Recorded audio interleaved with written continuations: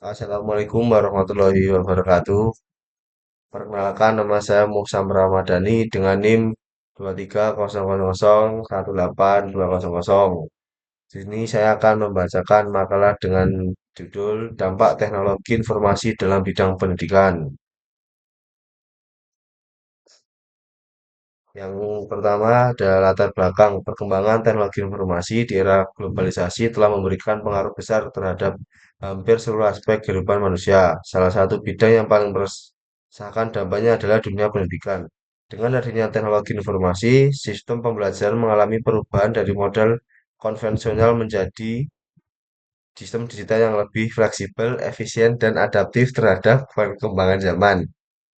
Penggunaan komputer, internet, dan perangkat pintar dalam proses belajar mengajar menjadikan pembelajaran lebih menarik dan interaktif. Peserta didik kini dapat mengakses sumber belajar dari seluruh dunia, sementara pendidik dapat menggunakan berbagai platform digital untuk meningkatkan aktivitas penyimpanan materi. Namun di sisi lain muncul tantangan baru seperti kesenjangan digital, kurangnya kontrol dalam penggunaan teknologi, dan potensi penurunan nilai moral terhadap penyalahgunaan informasi. Kemudian rumusan masalah satu itu apa pengertian teknologi informasi dan bagaimana peranannya dalam dunia pendidikan. Dua, apa saja dampak positif dan negatif. Ketiga, bagaimana solusi untuk memaksimalkan dampak positif dan meminimalisir dampak negatif TI dalam pendidikan.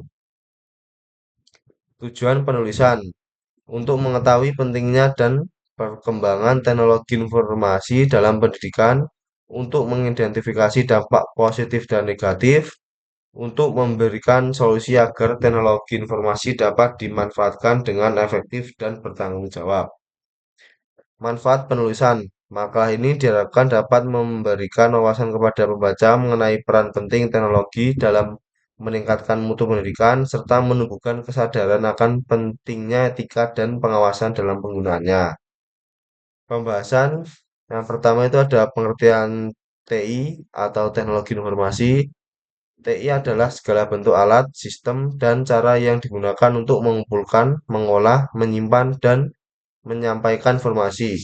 Secara sederhana, TI mencakup semua hal yang membantu manusia dalam mengelola data dan menjadi informasi yang berguna.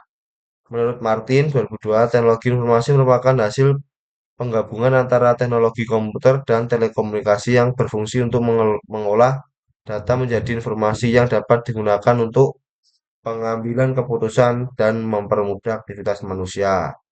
Kemudian ada perkembangan teknologi informasi dalam pendidikan. Sekitar 20 tahun terakhir, pengembangan teknologi informasi dalam bidang pendidikan terjadi sangat cepat. Kini proses belajar tidak hanya dilakukan di ruang kelas, tapi juga bisa dilakukan secara daring atau online. Banyak sekolah dan universitas yang telah menggunakan sistem pembelajaran digital seperti Learning Management System, Google Classroom, dan lain-lain. Selain itu, teknologi baru seperti kecerdasan buatan, realitas virtual, dan realitas tambahan juga mulai digunakan dalam proses belajar. Dengan kata lain, perkembangan teknologi informasi telah mengubah cara eh, belajar dan mengajar menjadi lebih modern, fleksibel, dan menyenangkan. Kemudian ada dampak positif TI dalam pendidikan. Yang pertama itu akses informasi tanpa batas. Siswa dan guru dapat mencari berbagai sumber belajar dari seluruh dunia. Kedua, inovasi dalam metode pembelajaran. Teknologi membuat pembelajaran lebih menarik. Guru dapat menggunakan media interaktif seperti video, animasi, dan kuis sehingga siswa tidak mudah bosan. Ketiga, efisiensi fleksibilitas pembelajaran. Pembelajaran bisa dilakukan kapan saja tanpa batas ruang dan waktu. Platform seperti Google Classroom membantu pengumpulan tugas dan ujian secara praktis. Keempat, pengembangan keterampilan digital. Penggunaan teknologi mendorong siswa untuk terbiasa menggunakan perangkat digital dan memahami dunia kerja modern. Kelima, kolaborasi dan komunikasi global. Dengan teknologi, siswa dapat berinteraksi dan belajar bersama siswa dari berbagai daerah, bahkan negara lain.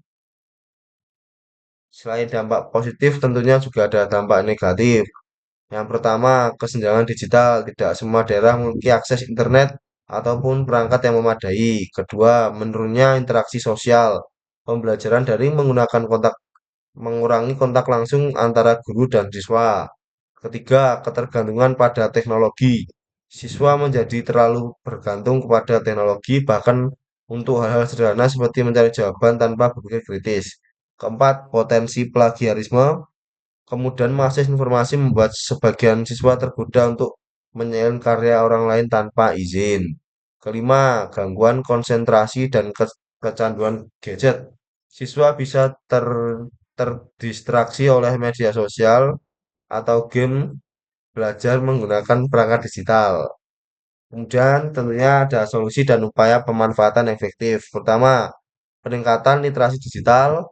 Kedua, pemerataan akses teknologi. Tiga, integrasi teknologi dalam kurikulum. Keempat, pengawasan orang tua dan guru.